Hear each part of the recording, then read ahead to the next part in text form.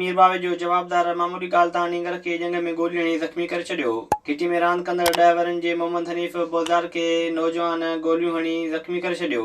वाक़े बाद बोज़दार बिरादरी पारां एहतिजाजी मुज़ाहिरो कयो वियो। नींगर जे वारसनि ॿुधायो त जवाबदार अनीस मंगणार मासूम नींगर खे जंग में बिना जवाब गोली हणी फरार थी वियो आहे, जेका खुलियल दहशतगर्दी आहे। हुननि चयो त पुलिस मंगणार बिरादरी जे वंगार वेंदे नौजवान खे गिरफ़्तार न पई करे, साणु इंसाफ़ कयो वञे। नवाबशाह जे मुख़्तलिफ़ मेडिकल स्टोरनि ते असिस्टेंट कमिश्नर छापा हणी 6 स्टोरनि खे सील करे छॾियो।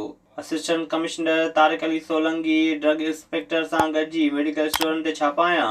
महांगियूं ऐं मुदे ख़ारिज दवाऊं विकिरो करण ते असिस्टेंट कमिश्नर 6 मेडिकल स्टोरनि खे सील कयो।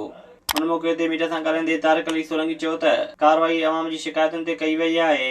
असिस्टेंट कमिश्नर चयो त मुनाफ़िक़ोरी करण जी कंहिंखे बि इजाज़त न ॾिनी वेंदी, न ई कंहिंखे मुदे ख़ारिज दवाऊं विकिरो करण जी इजाज़त ॾिबी। कंदकोट में वकीलनि पारां बार जे सदर खे धमकियूं मिलण ख़िलाफ़ एहतिजाज कयो वियो।